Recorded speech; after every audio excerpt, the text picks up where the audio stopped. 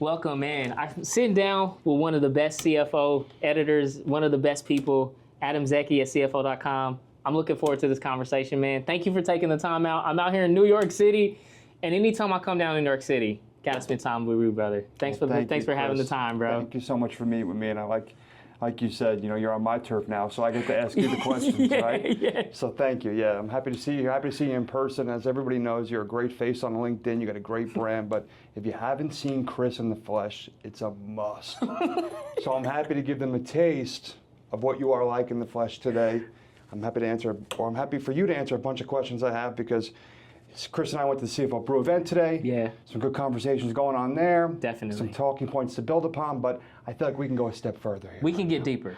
So let's get deeper here, right? So when we talk about the role of the CFO, there's so much change. Facts. Right, and I hear all the time the evolving role of the CFO. Yeah. CFO needs to be more strategic, better communicator, inform stakeholders, right? But I also hear that has been the CFO's job going back 100 years, that the CFO has always had to be a strategic operator, a good communicator, right? Those types of things have the intangibles as well as the dotted I's and the crossed T's when it comes to the finance and accounting. Most definitely. So I got to ask you, Chris, to start this off, what is actually changing about the CFO role? Can you kind of get through the noise and the clutter here and break it down?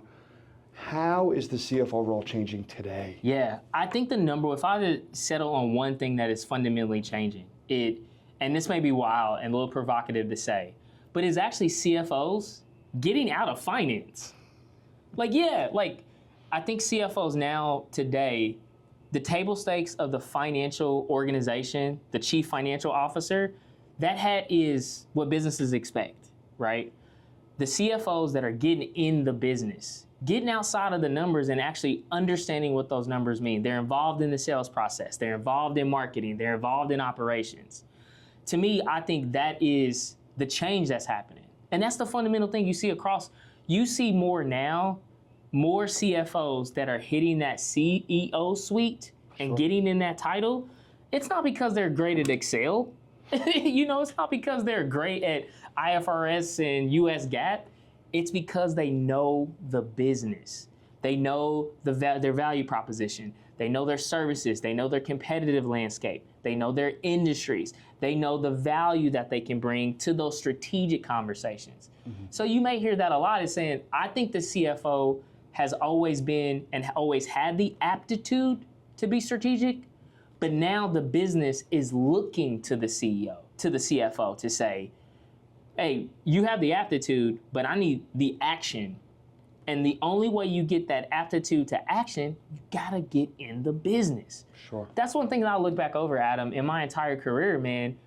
And this is me sharing, I think my superpower that I think separates me and how I've always looked at finance is I always wanted to be a financial partner and advisor first before I wanted to be the number scorekeeping person.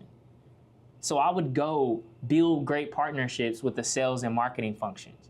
I would sit in on business development conversations when they're about to have their call list and they're calling everybody. And I'm in there and they're like, why's our CFO here? Why's our finance leader here, right? Sure.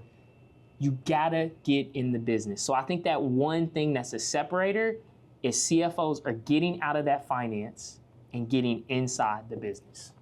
That's a great segue. Let's talk about technology, right? And we can go in a million different directions with this.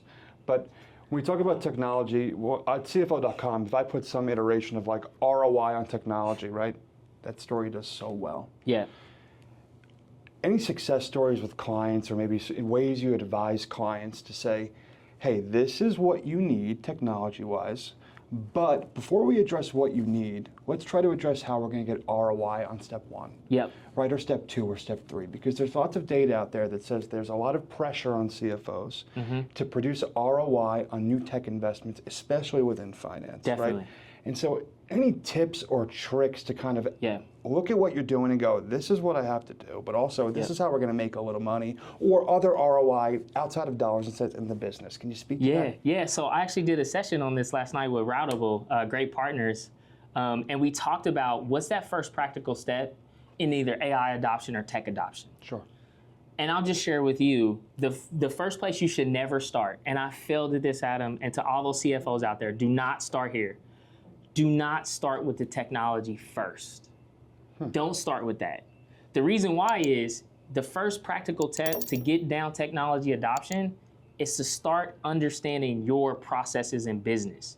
What are the pains? What are the frustrations? What are the opportunities? What is the inefficiencies that you have in your business, specifically in the finance organization? Maybe those are around accounts payable, or it's around AR, or it's around fixed assets, or it's around travel management, credit card management, whatever it is. Know intimately your pains, your frustrations, your opportunities, and challenges in your processes. Know those. Because once you know those, now you can supplement with the technology. I've seen it, Tom, and I made this mistake, and I know a lot of finance leaders probably did the same thing. Once you start with the technology, those technology companies are gonna tell you all the fancy things that they got. Sure. And you're like, I got this Lamborghini technology that I just implemented in our finance organization. But why do you buy the Lamborghini when you're driving in a school zone? Your business is a school zone. You know, yep. Lamborghini's meant to be on the Autobahn, 200 miles an hour, you hit that V12. Yep. But you got it in a 35 and it can't go nowhere, right? And that's where I think that fundamental process starts, is you gotta know those processes. Once you know those, now when you look at the technology and say, how does this technology help supplement these pains? How does it give us more opportunities to get our people out of the manual, routine, low-value stuff? How does this technology create other opportunities for us to get in the business? How does this overcome challenges that we have in the finance organizations that help us scale? That is the way to think about it. And I think in the prevalence of AI that you're seeing right now, it's like a paralysis. CFOs know that they need to be AI native. They know that they need to do AI, right? But my thing is like their very first step. Step one, if you've never used AI before, find a use, and this could be a personal use case or a business use case. Find a use case where you can leverage one of these tools. I'll give you a great example. Sure. I was talking with the CFO earlier this year, and he came up to me and he says, Chris, you talk about ChatGPT, Perplexity, Gemini, and AI. I want to share my AI use case with you and how I started. Okay. I said, cool. You know, he was excited about it. He found me after the conference and was like, Chris, I want to tell you this story. He's telling me about how he was looking for an HVAC, like an HVAC person to kind of help him with his system that he had at his house. Okay. And he had ChatGPT do the analysis, get the proposals out, everything. He used it from a personal perspective to vet options, know prices, get contact information, what he should be thinking about, how he can troubleshoot it for himself. He left with an entire plan. He says, Chris, if I wanted to do that work personally, that would have taken me so much time to do that. And my connection with him was like, take that same mindset, that same process you had to that, use that for an AP process that you're looking at. You've already got the mindset. You've already went through and did everything you needed to do around it. And you could see his unlock. He was like, man, I did have the right recipe. I knew what to say. I knew what I was looking at. Take that same, and it's a very basic use case, but that's how you get that mindset developed and leveraging it. So find those use cases. And again, on technology adoption, know your processes intimately, the pains, the frustrations, the opportunities, the challenges. That is the first zero. If you want to go 0 to 100 real quick, shout out Drake. That's the place to start. And now how about when we talk about data coming into this, right? Like you kind of mentioned paralysis. I hear paralysis by analysis a lot, Facts. right? Where when CFOs are looking at their data set, they go, I'm not ready for this because my data's not good enough. Mm-hmm. There seems to me to be like a schism almost in the CFO community where there's a handful of CFOs out there that say, I need my data to be 99.9% perfect before I make a move. Yep. And there's some that say, I will live with some trade-offs and I will put that into some risk calculation in order to maybe get some ROI on technology, and we're going to go for it. Yep. Right? Is there a right answer there? Is data, or does data need to be 100% accurate? 99? I know we can't mess up things like revenue and the books have to work, but when we're talking about data to be strategic off of and develop analysis off of, how much not great data is acceptable to be a quote-unquote strategic CFO? Yeah, I think that's a great question, Adam. And I think it really depends on like two things, right? The first thing you got to be really thinking about is perfection is the detriment of agility.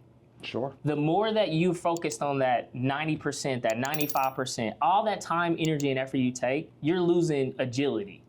You're losing the ability to be more agile in that situation. So I think that's like the first one is like, I've never been, as a finance leader, even bringing, with clients as CFO, I'm never 100% confident, all the time, right? Nobody is. Nobody can be 100% confident all the time about anything, right?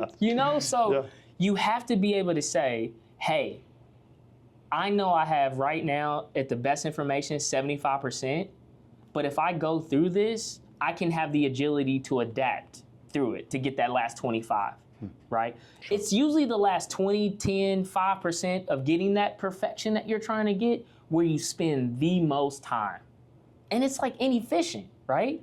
Now, There's certain things, don't get me wrong, right? Like cash burn, cash runway, compliance things, you have to have that precise. You have to have 99.9% confidence in those things. But certain things, you have to say, hey, I've got 80%, but I know I'm bringing increased agility in here, right? The second thing is like, there's always an opportunity cost for not making a decision. Sure. There's a huge opportunity cost around, if I'm waiting, that may be an opportunity that somebody has 75%, but they have agility, right? And they're faster to move, and they know that they're gonna innovate as they learn, right? Sure. So now you just lost out on a market opportunity, a client, whatever that case may be, because you didn't have the agility, you didn't have the speed, and you're focused on being perfect, right? And that, honestly, let's be full, all cards on the table, Adam. For most finance people, that's our like happy place. Sure. We like being perfect. We like, Yes. I remember, being in audit where I used to have to trace and agree down to the penny. And we had this thing called, it was immaterial. And I'm like, oh, I can just round off when things are immaterial? I'm like, cool, I'm not doing that, right? Yeah. So you've got to balance that and say, is this, I think, one thing that I just look back on measuring that agility and speed is there's a philosophy that Jeff Bezos had. And he called them one-way doors and two-way doors. If you have a one-way door, right, that means you go through that door, you can't come back from that, right? It's a one-way. You make this decision, you cannot come back through that door, right? That could be a tax filing, right? If you don't get this tax filing right, you go through that door, there's no coming back from it, right? And he said that one-way doors, you have to make sure you have the most like those are the things in finance you have to make sure you're doing right? This could be earnings releases. This could be your cash flow forecast for the next 90 days. There's certain things that are one-way doors. But if it's a two-way door, right? So meaning two-way doors, you can go through that door, but you can also come back. Why would you want to be 98% on that? I can go through that door and say, ooh, I'm in the wrong room. Right? Get out of there. I can pop right back out, Yep. right? Yep. Or I can go in that room and take all the lessons learned from looking at that room, and now I can say, let me go back out the door and give this back to the business. So to me, that's always been a philosophy when I look at things. Is this a one-way door kind of decision that I need to make? If so, I know I need to have that accuracy. I know I'm probably going to be less agile, and it's not about speed. It's about correctness and thoroughness and clarity, right? Sure. If it's a two-way door, am I directionally accurate? Do I got 75% of it? Well, I can figure out some other stuff on that. I can get that last 20, that last 10%, and I can learn from it and come back from it. So to me, I think that's always a balance. And again, you're as finance and CFO leaders, you're shifting through that mindset all the time. Sure. We are constantly, but if you focus only on I have to be perfect in everything, you're gonna lose at all things. What about the people aspect to this in terms of driving technology and working towards things like perfecting a data set or getting as close as you can? Because, EY has talked about things like psychological safety, right? Yeah. And a great source, my Miles Corson over there, has talked a lot about you have to make sure your people are ready. But then we've talked about, I'm not a CFO, but if I was, I would think, to a certain degree, I have the right and I have the experience to make a decision, implement the decision, and the people on my team, some of them might not be totally on board, but they have to be a part of the team, right? Yes. So that's a push and a pull, right? Absolutely. So how do you balance that? How do you balance the autonomy of the CFO role having the ability to implement technology, design your finance function, how you see it. Oh, I'm finally a CFO. I'm going to put in the ERP I want, right? But if your team doesn't want that ERP, you're in a bit of a conundrum, right? So how do you kind of balance that between what you want to roll out and what your team wants? Yeah, I think so I have a great mentor of mine. Shout out Terry Dwyer. He's a great CEO I used to work with, a great mentor that gives me so much knowledge. And he says it so easily that if you want to move further, move together. If you want to move faster, move alone. So when you think about that and breaking down technology, right? Technology for the office of the CFO, we've never been the people that we could just go freely get technology. We're not sales and marketing. Not dissing sales and marketing, right? Sure. But like they move fast, right? Yes. Let's just be honest, yes. right? They're beta testing technology that isn't even hit the public yet, right? That's because they're earlier stage, right? They're saying, I want to move fast because if I move, get into what I just said earlier, if I move fast, that could be closing an extra deal. I'm in that client a lot faster. So speed and getting to that information is a lot more important in sales and marketing, right? With finance, we need to move further, right? We're not always the one, and let's just be honest, most CFOs, if you have a spectrum of like lagging technology adoption here to like I'm adopting the new tech, which is sales and marketing, if we're being 100 and honest with each other, Adam, most CFOs sit here. Sure, yeah. Right? We're like, no. The only way we're going to move up there is we have to say how this technology helps enable the business, right? Sure. If you're looking at that ERP, as you said as an example, you're going to have a more compelling case when you can bring in other partners of the business. Maybe it's sales, maybe it's HR, maybe it's IT, and say, if we have this centralized ERP, it not only makes finance better at being better partners, not finance better and giving you the numbers, but finance being a better partner, and also IT's bought in on it.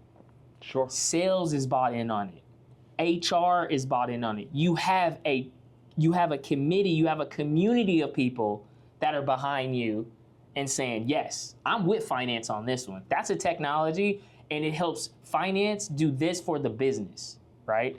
And a lot of that time is like, if you can make a compelling case of how technology and finance helps take the business from pain to productivity, what business person is going to want to work with a finance person that says, you knew my pain, you knew how painful this process was, you found a technology that I can collaborate with you on that took me as a business person from pain to productivity? That's the win. Sure. Right? Now, if you lead that conversation and say, I want this ERP because it's going to help us reconcile cash accounts easier. Try saying that to a salesperson or an HR person. Or better yet, try making that case to your CEO. Sure. He's going to sit back, they're going to look back and look at you and be like, I don't care about this. Sure. How does it make me a better business person? How does it make me a better salesperson where I can close more deals? How does it make me a better HR person where I can get better people and it's a less painful process there? How does it help legal where I don't have to worry about compliance issues? That's the mindset, Adam. We have to, it got to your first question. Where is the CFO changing? Sure.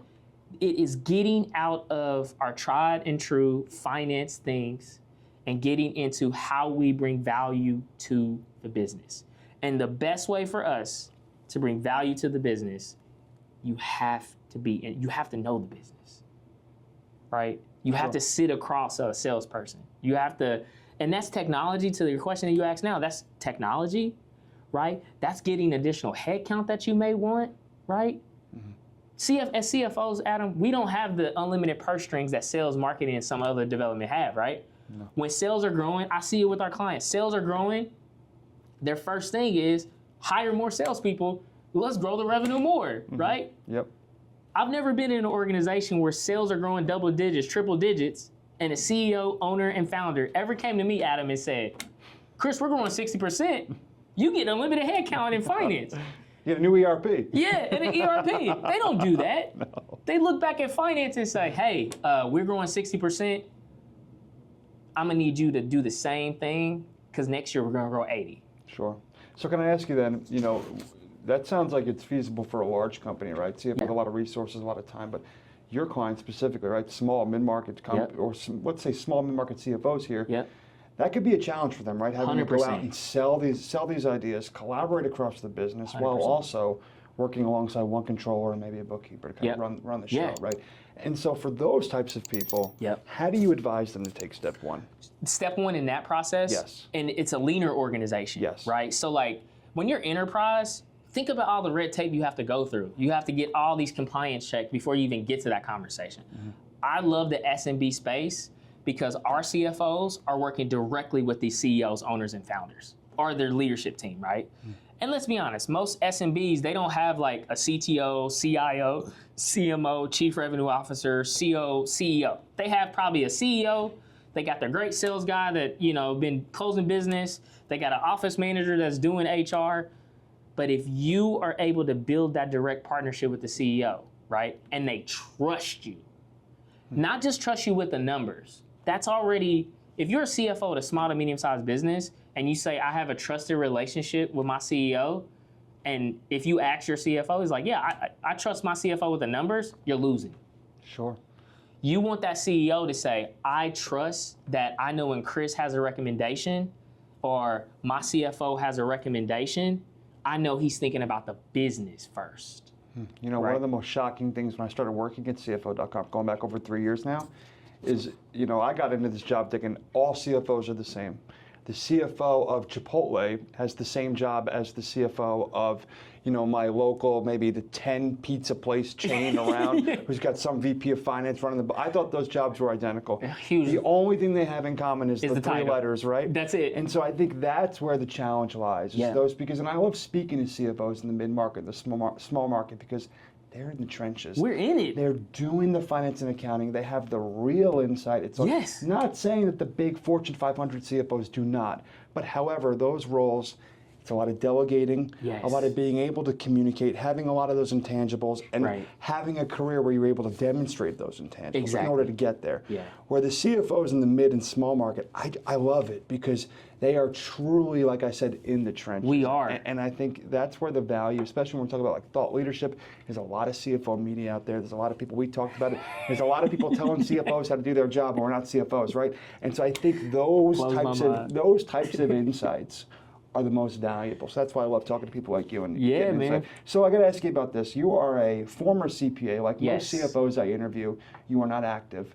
Very rarely do I meet a CFO as an active CPA. So I'm not going to. I would say I'm a recovering CPA. So these 150-hour requirements are going away state by state, right? And there's a school of thought out there that says that if we lower the requirements for accountants, the education requirements, we are then going to lower the quality of accountants in general. Right. And then there's another school of thought out there that says the 150-hour requirement didn't really do much. You know, what does an extra 30 credits in basket weaving do for an accountant, right? And so is there a balance? Is if we take away the 150-hour requirement, do you think there's no effect on the accounting talent landscape? I mean, it's a tough question given that, you know, all these big four firms are coming out saying we're not going to hire as many entry-level employees anymore. So maybe the landscape for how accountants are hired and recruited will change. But just in a vacuum almost, do you think that the 150-hour requirement going away will really impact the level of talent in accounting? I think, so in my home state of Indiana, we're like working through, mostly all states are working through this 150. Adam, I'm going to be very honest and vulnerable and transparent with you. I got my 120 hours at IU. The last 30 hours I needed had no relevance. I'm sure. It had no relevance at all. Like, I got an honors degree from the Kelley School of Business and Accounting and Finance. I had to go an extra semester in college to get my 150, right? That last semester, I had to take like 15 extra credit hours, so I had to take 5 classes, and none of them were business classes. It was like, I remember talking to my counselor, and I, like, 4 years of college, I had to actually pay for that out of my pocket that last year, right? Because the program I was with, they funded my college and paid for all my college for only 4 years of it. So while all my other friends are in the Kelley School, graduating, not, you know, having to do anything, getting jobs, making money, living the life, I'm going back to school and I'm taking classes that have like you know, I remember one of my classes was like, and I'm a fourth year, about to graduate. I just need a 3-hour class, and it was like intro to studying. And I was like, I'll just take it. Yeah, it was like, how do you study? And I'm literally in there as a senior in college with like freshmen, but just because I had to get my 150 hours. So my recommendation, and this is where I look at it, say, get the required classes that you need, and say it was like an extra 30 hours or 20 hours, right? Sure. I would say they have to spend 20 hours in some regard on learning technology. I never learned an ERP until I got to be an ERP.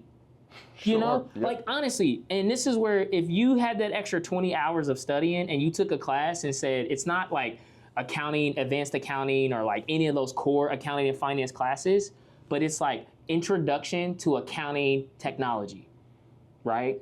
And it's just a whole course on giving you the landscape of QuickBooks, NetSuite, Intact, all these tools you're gonna use if you stay in finance, right? That would be more applicable and be more advantageous, and if it was self-study for those students, right? Like if it was a learning course that I had, I didn't have to go to school to do that. Like it was honestly, it was an awesome semester because I had no work and I had I graduated a 3.6 and I knew my GPA was gonna be high, but it was not valuable being in college. I was way more valuable if I could take that time to actually study for the CPA exam. You know, it's interesting. I wonder why these companies like NetSuite or Workday, why they haven't sponsored a school of business. They teach your students our products and only our products, and then when they get into the working world, they're like, oh, I only know how to use NetSuite. Exactly. Right? It would seem like a nice business model for them. It's a huge opportunity. And most accounting and finance professionals, you don't learn these tools until you're thrown in learning the tool. But there is a balance, right? You have to be able to, because when I was on the accounting podcast, great guys over there, they had a guest on before I was on who was an accounting student in college and said the same thing you're saying now. We don't learn how to use these tools. However, I do think that you do have to understand how to do credits and debits, right? Even if you're not, just use that as an example, even if you will never use that, right? Developing core fundamentals are pivotal, especially for young people, because these will be the people that will be checking all these agentic AI technologies in 10, 15, 20 years. So if those people do not have the fundamentals, if they don't have a basis of, like if they just spend time in college learning how to use NetSuite, and they don't go through core traditional accounting education, do you want those people checking the audit done by agentic AI? If you're KPMG, Deloitte, PwC, my answer is no.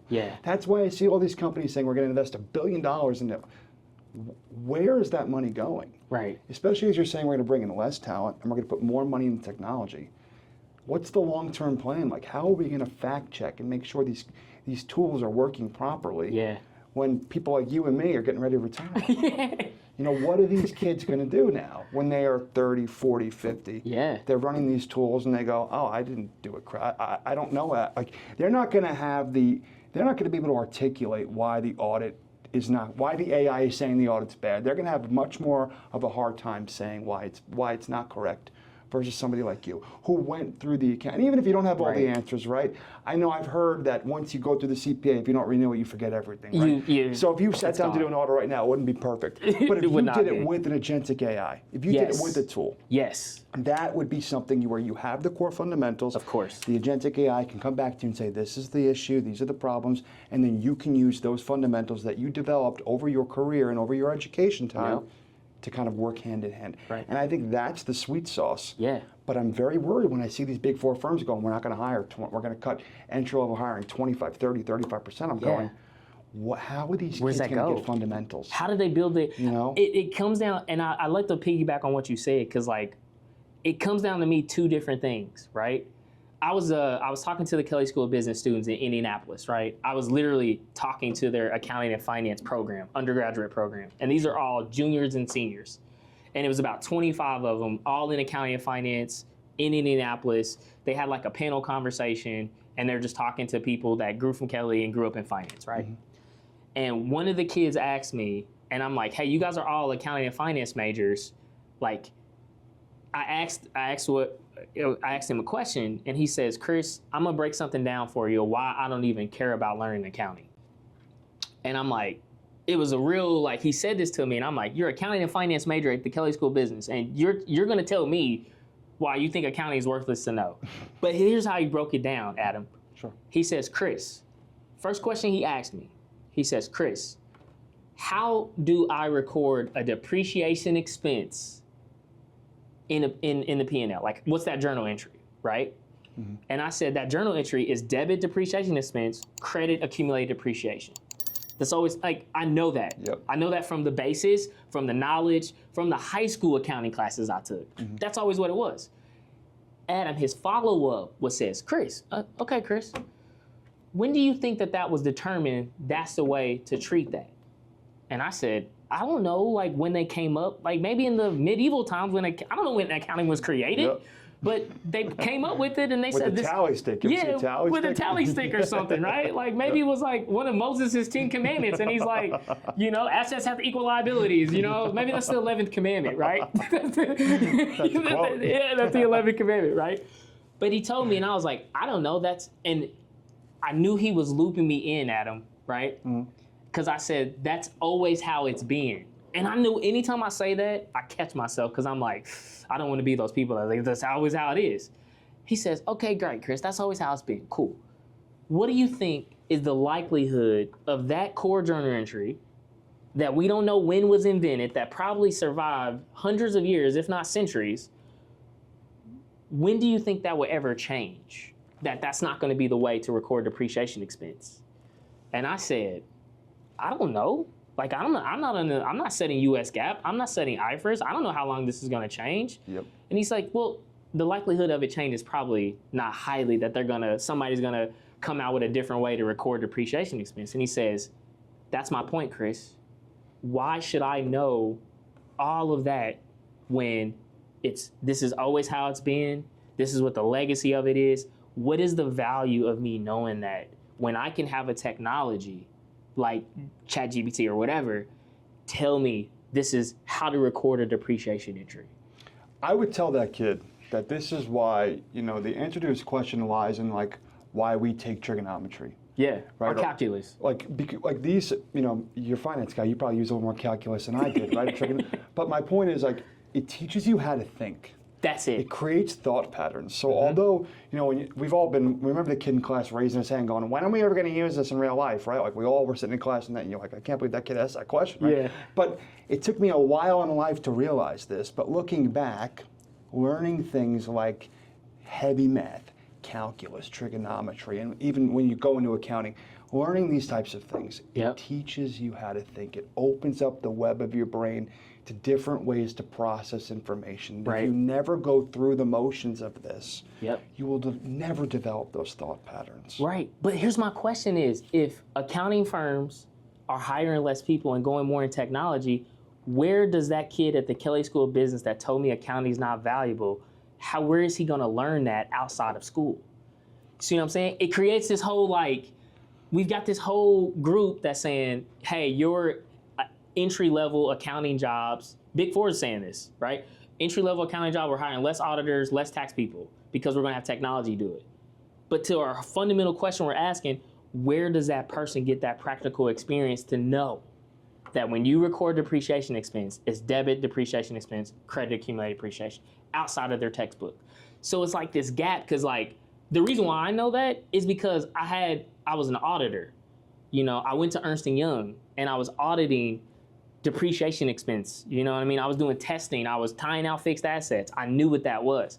I had a tangible piece that if generative AI gave me debit depreciation expense, credit prepaids, I would be like, that's wrong. Sure. That's wrong. But if a kid never had that experience and they never had that opportunity to validate that what they learned is actually the case, when we have Big Fours that are saying, we're not hiring you no more, right? We're getting to this era where the tribal knowledge, the 20 plus years in accounting, finance, and CFO leadership that I have, all that experience that I have, where do kids get that now? If their entry-level jobs are saying, no, we don't need you to do that because we can pay ChatGPT that if somebody asks Ernst & Young, if a client asks Ernst & Young, what is the depreciation expense? It is going to be more costly for me as Ernst & Young to have you tell them that than I can charge more to have agentic AI tell them that, and that's like 95% margin on that money that I get. So let me ask you this then. What happens to the billable hour? That's it. How do these companies make money? That's it. If all the work is done so quick and we hire all these agents, how do these companies remain being multi-billion-dollar companies? Yep. It's a big question to ask. But can I just add one thing to what you're saying about the students? And I think, if I was a young kid right now, and I was, first of all, after I worked at CFO, my biggest regret, and I got a son on the way, I'm telling him, you better go study finance and accounting and business. I wish somebody told me, what are you doing journalism? You should have went into finance. But my point is, it's like, when these people, if I was a young accountant to be, yep. and I love my Big Four sources, and the Big Four has been so good to me, but I would say you are nuts if you go work for a Big Four firm. 100%. I think you develop the core fundamentals of accounting, you set yourself apart, you go out there while you're young, if you can, if you have the flexibility to do so, you go get one, then it turns to two, then 4 clients. Yeah. Pick an industry. I've heard CFOs tell me, I was a CFO and then I became a cannabis accountant. I have 4 or 5 clients. Yeah. Go find a niche, whether it's like, go be a bookkeeper or go be a fractional CFO for churches. Yeah. Go find a niche of finance and accounting and start a business there. Yeah. Because accounting is the language of business. Yeah, 100%. And the biggest obstacle of my job, as a guy who studied journalism, I never went to business school, is I have to constantly learn the language on the fly, right? But if you go through the process, you could speak the language. Yep. You could do anything you want in business if you have an accounting background. You can open up your own pizza place, right, and run your own books, and you would be, you'd be 10 miles ahead of all of your competitors who are just starting out, right? But the value is in the core fundamentals of the information. It's getting those early days, figuring out, like, I know you'd probably say that your days at EY were a grind. Oh my goodness, man. Yeah. But you develop grit. Yeah. And you develop hustle. And you develop work ethic, right? And so I learned that by waiting tables and shucking oysters on Long Island, right? But it's like, you need to do those things. Yeah. Because if you don't, you step into a leadership role as a CFO. Let's say you go to Stanford, big, beautiful college, Harvard, and you name it, right? You never have that, and then you're one of these kids who go, I don't need accounting. I'm going to learn the technology. Then you become a CFO, and it's very challenging, I would imagine, for you to be able to resonate with your team. Yep. If you see a kid, maybe one of your staff accountants hustling, right? If you weren't there, if you weren't in his shoes, or her shoes, you're never going to recognize the talent. You're not going to be able to pick out core, common denominators of success among people. 100%. So it's so important, and I just hope we don't lose that in the age of technology. It's like the core fundamentals of finance and accounting, because I don't have them. I didn't, and I can't do it all. Adam, you probably have more than a lot of people. I think if you got an AI bot with audit, I think you could do. Listen, nobody watching me. Don't hire me to your audit. All right, don't ever hire me, no matter what happens. But can I ask you about? We talked a lot about 150-hour requirement and the change role of the CFO. How about, can you give me some takeaways? Because we talked on some of the things that they talked about, but the CFO Brew event today, anything stand out to you in terms of, good things, right? In speaker sessions, maybe something you saw. What's your takeaway? I think one of my takeaways was the last session. Erin, I think her name was Erica. I forgot her name, but she was at the PCLB, right? Erica Williams, PCLB. Erica Williams, PCLB. Great source of mine. Great opportunity to share. Like, she was asked the question of, like, where does she think the accounting profession is going? And, like, I was expecting her to give, like, a really, like, verbatim, clear answer. And she was like, I don't know. It's evolving every day. And I love that she said that, because she's at the PCAOB, right? Yep. This is the Public Company Accounting Oversight Board. Not there anymore. Formerly. I mean, that is the gospel when it comes down to it. And, like, I feel as though, like, the more that we can realize that the times we're in, accounting, finance, FP&A as a CFO, that it's evolving right now. But I think the number one thing that I took away from her saying that was saying it's okay to not have all the answers to this stuff. Mm-hmm. Like, there's not a CFO right now that can say, here's the answer around agentic AI. Here's the answer around ERPs. Here's the answer. There is no, CFO out there that's just like bringing down and just saying, here's how everything should be, right? But that also creates an element. We are so used to being in our comfort zones. Our comfort zones is our calculation, the tried and true accounting entries. It's like, we have to take this mindset to say, it's okay that it's evolving, but I'm also understanding that this is evolving, I have to evolve, right? There's a lot of CFOs, there's a lot of finance professionals, man, and they're just like, the wheel that they have to change is like non-existent.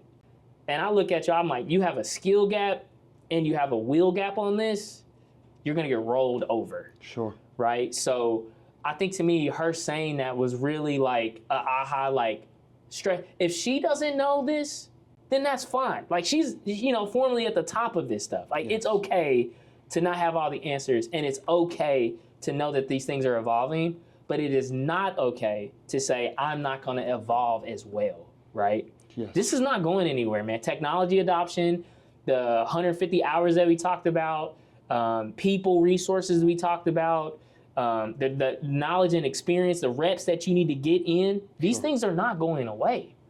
So I look at it as like a tidal wave that is already here. And either you're gonna find a way to climb on top of that wave, or you're gonna get rolled over. Sure. That's how I see it. Yep. I got a few more questions here for you. How about, can we talk a little bit about sentiment among your clients? Yeah. There's a lot to give worry, and how to forecast around inflation or interest rates. There's a lot of external economic factors outside of the control of the CFO, right? Yeah. Are your clients positive? Are they pessimistic? Or I should say optimistic or pessimistic about business? It may vary on industry, right? But definitely. Overall, would you say that maybe comparing it to a year ago, are your clients happier than they were? Are they more confident, or no? Are you seeing that they're not as confident as they were maybe a year ago? What's the take I would there? say, like, I wouldn't even break it down a year. I'm talking like last quarter. Wow, okay, sure. Right? Like, I think the uncertainty in the market and the political and the environmental and the economical landscape that we're in right now, like, you don't have time to be thinking about that in a year, 2-3 years, right? I was on a great panel and they were talking about the tariffs, which our retail e-commerce clients are affected by that, right? They're affected for their products. And I would say the sentiment is, it's like a balance, right? Because, like, here's the thing. It's hard to lead through that when it could change tomorrow, right? And where we advise and where we come a position from is like, we cannot be reactive, but we also can't be so pro. It's like such an interesting combination, because you don't want to be so reactive, and you're spending money, you're locking in contracts when, like, the next day it can change, and now you've already committed the business and you're already down a path. It's like you're in this equilibrium where I don't want to be too reactive, but I also don't want to be too proactive. And I think what we're saying is, like, be patient through the process. I don't know where this stuff is going. We can plan as much as we can have specific around cash flow and make sure we have runway. So we have to make these decisions. We have the capital that we need to survive through this. But there's not a political, there's not a lawyer, there's not a CFO that I'm just like, that I've talked with or know, that's like, here's the playbook to run right now. It's changing every day, right? Yep. And to your question, a year ago, we weren't worried about tariffs and all this stuff a year ago. Like, that wasn't the thing.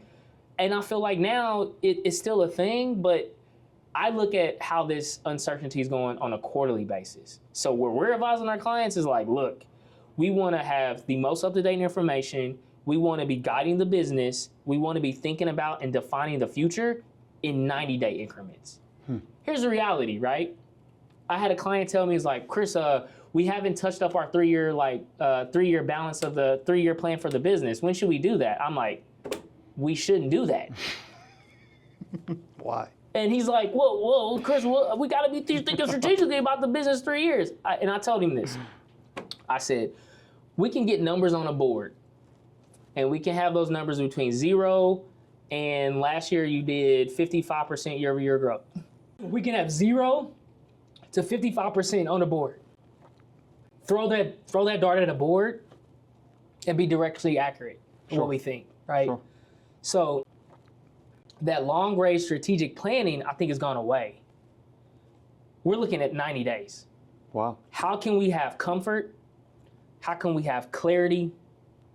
How can we have confidence in our business first, in our finance second, and our people third, in the next 90 days? You know, it was so, I've noticed a lot when I've asked CFOs about tariffs, like this, I get a similar theme of answer, which is we learned how to kind of clean things up and adjust on the fly during the pandemic. Yeah. So when tariffs came around, we were ready to go. Facts. We had systems in place to shift and pivot. Yep. And so I wonder, you know, maybe there's a story to be told in the future on CFO.com there, right? Like, what was the pandemic learning lessons that paid off for CFOs when tariff came, I remember out, right? that, man. Because I think there were a lot of learning lessons developed across industries. Huge. That were then used again to help kind of offset the effect of tariffs without just raising prices. 100%. And I think if you're looking for, and I know we talk about like, what's that 0 to 1 step? That's it. How did you navigate? I remember going through the pandemic, bro, when the PPP dropped, and like you talk about, that was a process. Every day, the legislation around the Paycheck Protection Program, which was the funding to give access to businesses so they can get the cash flow that they needed.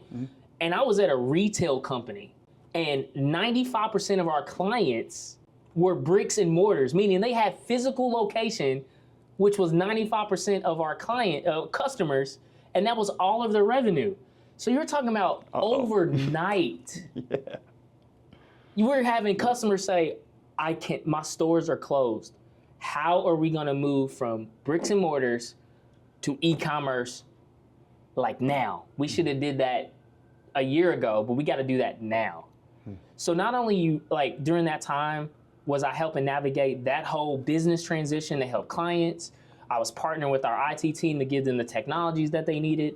I was hand in hand with the CEO, the sales leaders, legal. I mean, every day it was like we were looking at status reports of everything across the business, right? But also around that, we knew that if we're going to give this technology, we had to be flexible in our payment terms with people, right?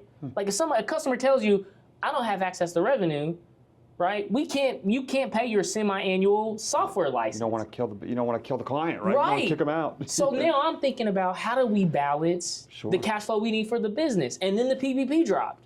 And I'll never forget the CEO or hot heck was like, "Chris, how are we going to navigate this?" And that was I remember waking up every day and just constantly looking at this website that they launched of all the new statutory requirements. And Adam, it was changing every day. What I was giving them guidance on around foreign entities that were, a U.S. entity that was owned by a foreign subsidiary, that was crazy, and how that was changing. And I remember having a conversation with the CEO, our sales leader, and the leadership team I was working with during that time. And I said, "Guys, I know you guys have questions. I'm going to do my best to give you the answers, but I need you to know, and I need you to understand and have the patience that these things are changing. I could tell you something right now, and probably 8 hours later, or when we log in tomorrow, it could be completely different." Wow. But I'm navigating it, and I'm going to be proactive, and I'm going to make sure everybody has the pulse. So every day, I was going in and reading through, and I would have the leadership team on emails. Here's all the updates. Here's what yesterday was. Here's what the changes are. Here's what stayed the same. Wow.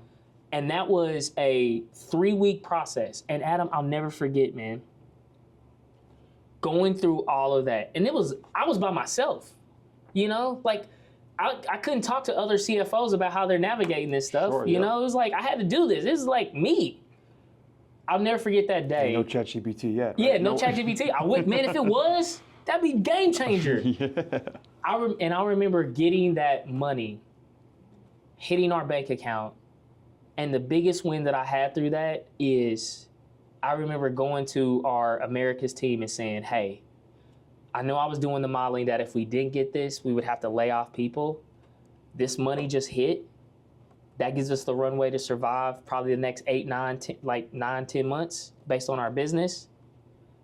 We don't have to let these people go." And I'll never forget that feeling, Adam, and just like what that meant for me as a finance leader. All of that work, all that behind the scenes stuff, everything. And I remember going through that process, and I was having a good friend of mine, and he's like, "Yeah, we're buying on the house and we're about to drop a mortgage down." And I'm knowing if this money don't come in, bro, Oh, like somebody working for you talking about, I'm gonna go buy a house. Oh, wow. He's like, yeah, well, I'm excited about this. And I'm knowing in the back of my mind, Adam, that if this money doesn't drop at this timeline, that's not a reality for you. You can't say to him like, hey man, maybe you shouldn't buy this house. Yeah. Can't say so that. Like, oh God. I share that as an example because like that, we talked about grit. We talked about experience. We talked about trenches. We talked about failures. Like I had to grow through that. I didn't go through it, Adam. I had to grow through that. Yeah. And that's a whole fundamental change for people. And they don't teach that at the Kelly They School don't of teach Business. that at the Kelly School of Business, They do not. right? No. That's not something and that is something ChatGPT or any of these AI tools would never possess. And that is what I think is for those finance CFO leaders that are you trying to make yourself bulletproof. That is that experience that it's like, hey, it's a fire, it's bombs, everything going off. I'm gonna run to the fire. So would you think it's fair to say that the initial impact of tariffs would have been more felt across all businesses who are impacted by them if it happened during the first presidency of Trump, before the pandemic? Yes. If there was no learning lessons developed and tariffs were just thrown on, you think it would have been more of a mess? It would have been way more of a mess. Interesting. It's to your point. I I think people have more baselines of how they navigated that uncertainty, which was crazy. That was one in like a generation, 5 generations lifetime. Hopefully we never have to go through a pandemic again. Yep. But like, if you were able to navigate through that, and also think, just to highlight that point and close it off, that point during the pandemic was the fundamental transitional pace for what it means to be a CFO.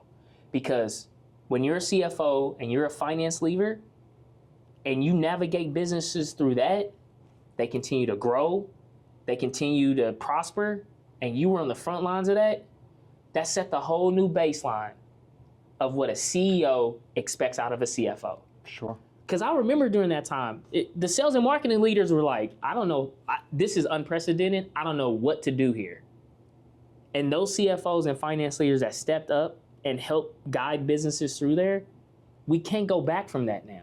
Business people are like, no, you did it, remember you did it during that time? We're not going back to what it was before that time. Sure, yeah. This is what I expect out of you now. Mm-hmm. That was it. That was the big bang for finance. Was the pandemic. Was the pandemic. Interesting. I got 2 more questions Yeah. for you, okay? You go to a lot of events. Yes.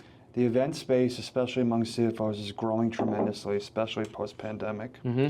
There's so many leadership groups out there that host these events. Yep. How can CFOs pick out the ones that actually provide value? You know, I hear a lot from CFOs, I want to go to an event, I want to network with people, but I don't want to be sold to. Yeah. I don't want to walk into a commercial. Right, so how do you, when you're looking at what events to travel to, and when you want to even just yourself, you want to go recruit clients, right? Yeah.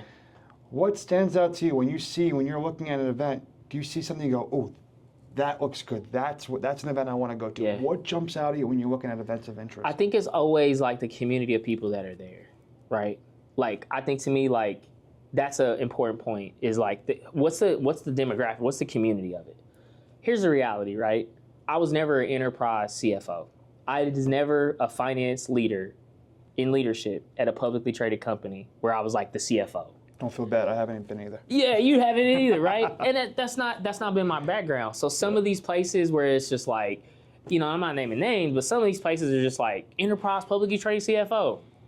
I'm gonna have no value there. Not to say I couldn't bring value, but I don't have that experience. Yep. Like we said, that's a totally different job. It's a totally different job. Most CFOs are doing. 100%. Yes. And I'm not knocking those people that are like that, but that's just not an audience I'm gonna be at, right? Mm-hmm.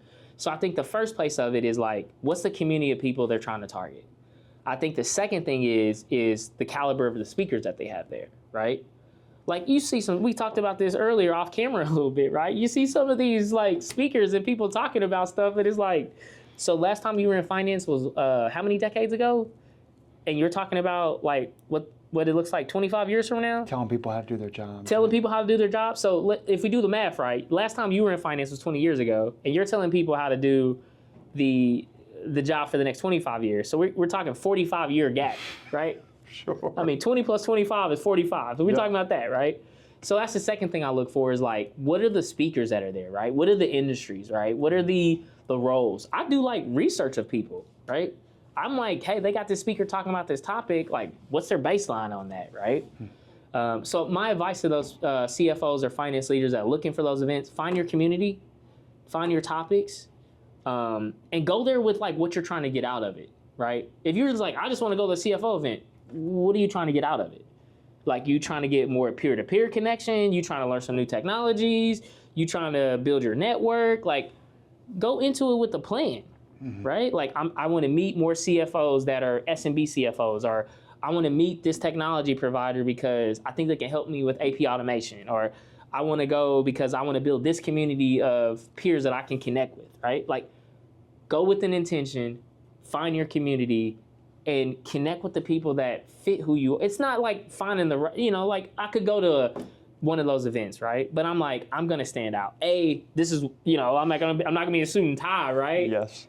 So go to where you're comfortable, go to where you can build connection, and go where you can build community. I think that's my 3-step guide for sure. My final question here for you, and I think it's gonna be the most valuable insight from you because I think it's what you are the best at.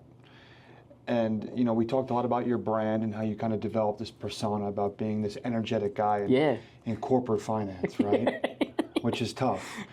So I think when we talk about demands of CFOs, communication demands, we touched on that. How do you keep it on all the time? How are you constantly Chris Ortega? Like, when you go home at night, does the door close behind you, you put a hoodie on and you don't talk to anybody? Are you all burned out? Because I would imagine, you're so energetic. You bring so much passion to this that you got to get burned out sometimes. Chris, you're human just like the rest of us. So how do you cut? Because you don't, on the surface, I wouldn't believe that, right? I would think you're like this all the time. Yeah. But are you? Yeah. And then if you are human, which I imagine you are. Of course. How do you showcase that you're always here and you're always authentic with the righteousness, you do it well? How do you do it? I think for me, Adam, I have a genuine passion for this. So like me right now and talking with you, this is the same level of energy I give my clients. This is the same level of energy I give my team. Like, I think when people get burnt out is they have majority of their time where they're something else than who their true authentic self is. Right? Like if this wasn't me all the time and I'm not passionate about this stuff and like when I'm with clients is different, this is me all the time, right? And like, honestly, I think I learned really early and this goes back to when I was younger. I knew that I was different when I was in the accounting finance classes, or I remember being in high school and I remember teaching my accounting professor the right way to do accounting. And I was just like, no, there's an easier way to do this stuff, right? And I've always just had a fascination of like how so much of this complexity with numbers overall, not just take out accounting, people just don't like numbers. Most people are just like, I hate numbers. I've always loved it. And I think and just to answer your question fully of like, what keeps me on that, Adam, I have a learning disability. I am dyslexic. 3rd grade, I was held back because I didn't know how to read. I read when the 3rd grade, when kids would get to school and you have to read the classes, I would start the end of the sentence back. Wow. I did not know that was just how my brain was. And I'll never forget this. Miss White at School 96 in Indianapolis, Indiana, she spent the summer with me and she sat me down. And for that entire summer, we would do like these multiplication table exercises, right? And she said, Chris, if you can get through these multiplication exercises and this amount of sheets in like 10 minutes, you get an extra 15 minutes in recess. And Adam, she would give me these sheets and I'll be like, boom, boom, going through this. Yep. The other way that she helped me adapt my learning disability is she would give me word math problems. For example, she'll say like, Johnny had 2 apples. Johnny gave one of his apples to Jill. How many apples does Jill have? And I would have to read that, but it had math in it. So I knew what the story of what it was telling, but because I was because I love numbers, because 12 times 12, you can't read that 21 times 21. Your brain has to see that left to right. Yeah. It has to read it the right way. So when math came in, I had to read it left to right to get it right, to get my extra 15 minutes of recess. Wow. Then she threw the questions in there, and then now I knew the story that surrounded the math. If Jack had 2 apples, he gave Jill 1. How many apples does Jill have? Or if it was Jack got 3 apples, he gave 1 to Jill. How many apples does Jill have? I'm like, Jill has 1 apple. Yeah. I had to do it. 2 minus, he gave her 1. Even though he still has 2, she asked about Jill. So now it developed my quantitative skills that I had with her. I was able to see the story that numbers combine together. The moment that I got introduced to financial statements, what's the story? How can I see this? How did math orientated? Another thing that I think is math helped me in just like connecting the story, and I could see the clarity in that, and I've always loved giving that clarity to other people because they hate numbers. My mom growing up, I was in charge of our household budget when I was 17 years old. I tell everybody this. This is a funny story, and I'll end it here on this one, but it's more personal. My mom was the first CEO I ever worked for. My mom, anytime I wanted anything, say I want the new Air Jordan sneakers, she would look at me, Adam, and say, well, what's the budget say, Chris? And I'm like, Mom, well, if you do, a couple more hours at Cub Foods, if you do this, we could get that probably in about 2 weeks. You'll have this left over. I can go get those Jordans. She's like, all right. And she would get her paychecks, and I'd make sure the checks was paid. I'd make sure this was done. And Mom would be like, hey, how much did we net this month? I'm like, Mom, here's where we're at, And like running that for her and being able to say, Mom, you worked really hard this time. And like, my mom didn't want to take care of that stuff. She's working 2-3 jobs. Mm-hmm. She didn't want to manage the utilities and bills and if I could do this or if my sister needed that or how much lunch money I need. I was like, Mom, I'll take care of that. Quicken was the first ERP I ever used because it was free. It was free. I'm like, I'm not, no joke. I'm using Quicken and I'm managing our household in that. Wow. And my mom's getting her money, she's getting her checks. I'm like, I'm reconciling her checkbook because back at the time, that's when checks were out. So. You ever go, Mom, we had a good year. Christmas yeah, I'm is like, all Mom, light. Mom, what Christmas? Now, like the tax stuff, I had to learn that later. But the last point I want to say, man, is like, I'm human just like everybody else. Yep. But my passion, my energy, I love bringing clarity and confidence to small to medium-sized businesses as Fresh FP&A CEO. But even more than that, I love bringing me and who I am, where I come from, what I represent, the challenges, the adversity, everything I had to overcome. And I can bring that and show that every day. And that inspires somebody to say, I can be like that. I can be who I am. I could show up authentically, and I could have the level of passion, the same level of energy. And knowing that what I'm doing can help inspire and motivate a business, a person to do that, and all I have to do is be me, that's the biggest ROI. That's the true life ROI. Return on impact. I think you do that better than most. I think if people brought half the passion you have to their personal and professional lives. Could you imagine everybody in accounting and finance? A little bit of a louder world, but a better world. Chris, thank you for coming to New York. Yes. You didn't come here just to meet with me, but thank you for coming here to sit down with me. I wish we could do this every day. Yes. So please, any last thoughts for the audience? We talked about a bunch. Yeah. What do you got to share, if anything at all, or we'll close it right here? Yeah, man. I think we had some great topics, man. Some great things we covered. I would tell any of those finance CFOs out there, be inspired. I know we talked about a lot of deep things and you're struggling. These things are keeping you up at night. But just know, plan the work the plan, and remember to trust and love the process and not the results. And a plug, you'll be at CFO Live September 24th next week. You're speaking on a panel with me. Yep. So we get to do this again. We'll do it again. Not a carbon copy, though. I made sure I didn't ask you questions we're going to touch on that panel, all right? I was strategic about that. So, Chris, thank you. Adam, thank you so much for your time, man. It's always a pleasure, my friend. Good.